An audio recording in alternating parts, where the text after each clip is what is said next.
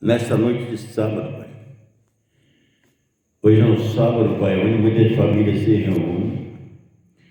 Diante do teu altar, Paizinho, Pai amado, eu quero entregar esse bairro de São Geraldo nas tuas mãos, entregar nossa vizinha da direita e da esquerda, arrebentar a cadeia e grilhões, Pai. Sabemos que minha luta não é contra a carne, é contra o sangue, mas sim contra a protestade, principado. Pai amado, Pai querido, estamos meus filhos, meus netos, a minha família, a parentela de perto e longe. Pai amado, Pai querido, nesse sábado, entregando a vida de muitos se encontram no CTI, nas emergências, pessoas se encontram passando por um processo dessa Covid-19, pessoas se encontram hospitalizadas, pessoas se encontram para ter verdadeiramente um encontro com Jesus, pessoas que precisam, Pai, se quebrantar mais perante a Deus. E de um contexto, Pai amado, eu quero entregar os presídios, orfanato, creche. Hoje é um sábado, onde muitos, Pai, talvez estão saindo para situações de universidade, passear, família reunida, unida.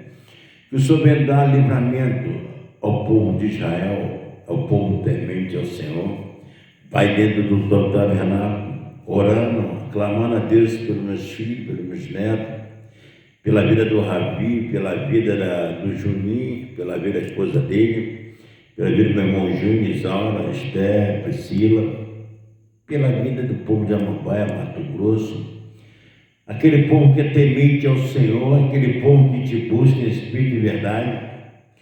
Então, somente nessa sábado eu quero ministrar somente uma palavra, deixar para teu povo, falar sobre o sobrenatural, a atitude do cristão, o modo de ser, o modo de falar.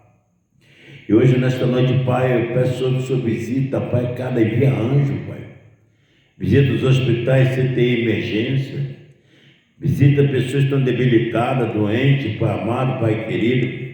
Toma esse santuário nas tuas mãos, cobre com o teu manto sagrado, colocando seus anjos, seu exército de anjos, reventando cadeia e grilhões, Pai, porque tu é o dono de tudo, Pai. Tu é o dono da vida, da morte, Pai. Nós te damos graça porque o Senhor tem descoberto no teu sangue. Nós não sabemos o dia de amanhã, mas sabemos que Jesus está voltando. Pai amado, toma a pastora Liane, toma, Pai, as pastoras, Pai, missionários, pastores, amanhã a reunião de pastores, o Senhor vem tomar a frente de tudo, vai ser dito. Pai, em nome de Jesus, da missionária Elizabeth, toma a Jussara, toma, Pai querido, Pai amado, mulheres de Deus, Pai, que tem se consagrado, e esse tabernáculo, Pai, que isso aqui é a tua casa, Pai. Muito obrigado pelas bênçãos recebidas, muito obrigado, toma o Alessandro, toma a Juliana, toma o Sérgio, toma, Pai querido, a família toda do Alessandro, muito obrigado pelas bênçãos recebidas, toma o mais velho, a sua esposa, que estará aqui quarta-feira. A glória é tua, tudo é teu, eu sou que opera de perto e de longe. Hoje, nesse sábado, eu quero deixar somente uma palavra. Se encontra no Salmo 23, versículo 1, parte A, que nós possamos meditar e clamar esse Deus maravilhoso. Diz assim o Senhor: tema, Deus, Ele é o nosso pastor. O Senhor é meu pastor e nada me faltará. Deitar-me faz ver espaço que amansamente e águas tranquilas. Refrigera minha alma e guia pela vida de justiça por amor do seu nome.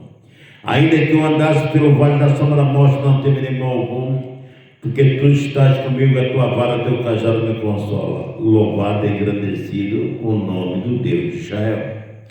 Quando nós colocamos o Senhor na frente de tudo, a igreja se senta diante de uma certa determinação. Nós temos o objetivo de olhar para Deus. Nosso alvo é salvação, nosso alvo é vida eterna, e Deus tem de melhor para teus filhos.